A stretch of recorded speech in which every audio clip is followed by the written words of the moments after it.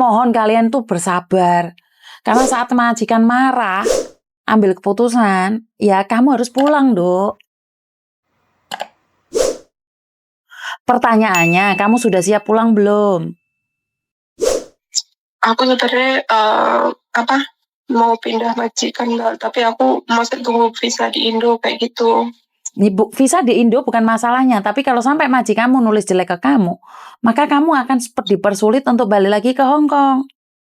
Karena itu kalau bisa keluar baik-baik dari majikan, jangan sampai ada pertengkaran. Walaupun saya tahu majikanmu yang salah. Kamu yang benar. Tapi tetap kamu yang tidak benar, kamu yang tetap salah.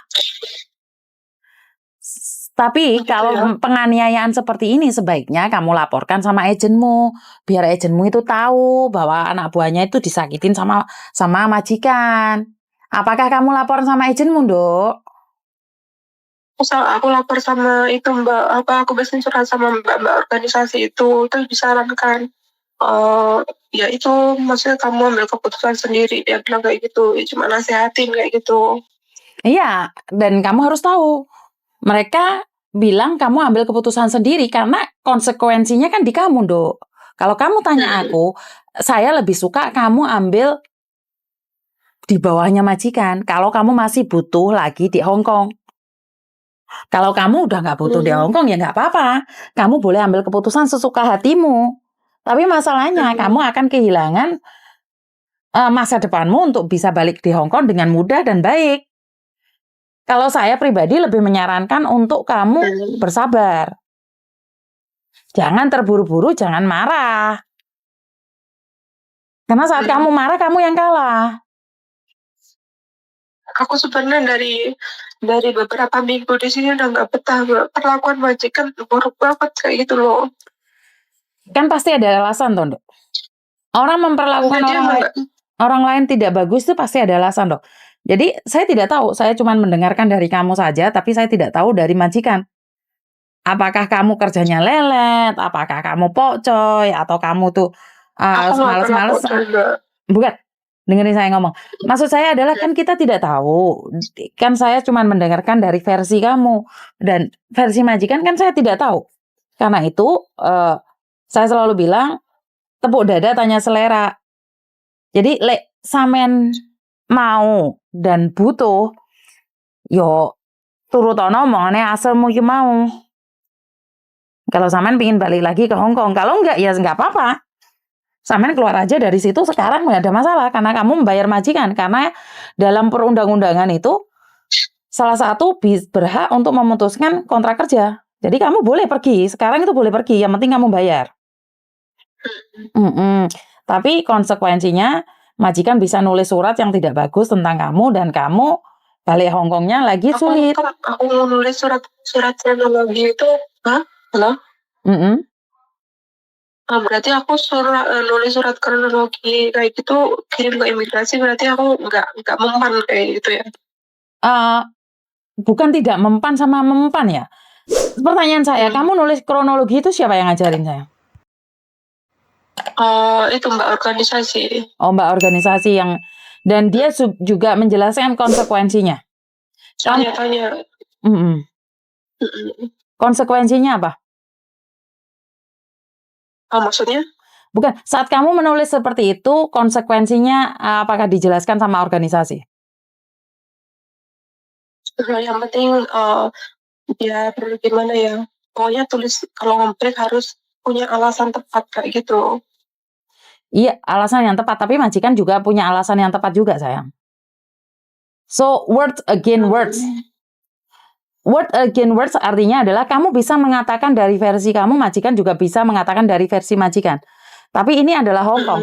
Pemerintahannya akan membela kamu atau membela rakyatnya? Benar tidak?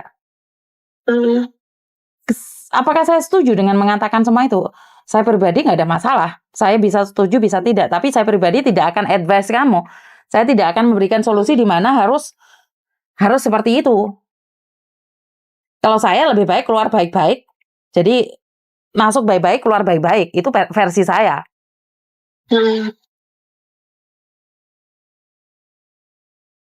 Oh, ya udah Mbak kalau gitu, aku Mhm. pikir-pikir lagi. Bener, pikir-pikir lagi sayang. Oh boleh emosi, tapi ingat, tetap kamu yang menerima konsekuensi. Organisasi bisa ngasih saran, saya bisa ngasih saran, tapi yang terima akibatnya itu kamu sendiri sayang. Heeh, Yang nggak bisa kembali itu kamu, bukan kita. Loh saya itu bisa heeh, saja nyuruh kamu sekarang keluar dari situ, kabur dari situ. Tapi yang tangkap polisi kan kamu, Nduk.